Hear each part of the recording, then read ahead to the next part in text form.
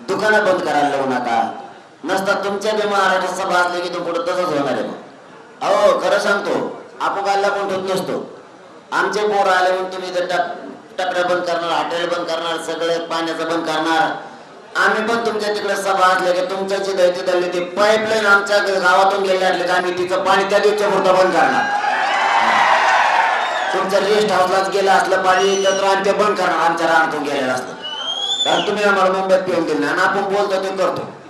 तुमच्या आमदार मंत्र्याच्या जर आमच्या तिथून पाईपलाईन गेले असले तर आम्ही ते बंद करणार.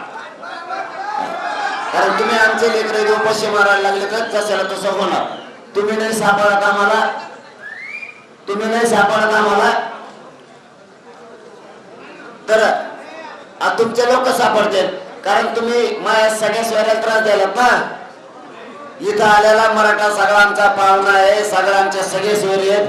तुमचे सगळे सोयरे असतील ना महाराष्ट्रात, त्यांचेही हरभर होणार ना. हो जशाला तसं होणार, देणार ठेवा मुख्यमंत्री, जशाला तसं होणार ना. मग गरीबाचे लोक राहिले हे तर तुम्ही त्रास देताय. आणखी ना बदला बुद्धी हे माझं म्हणणं आहे. आणखी ना तुमच्या बुद्धीत बदल करा, आम्हाला काय नको.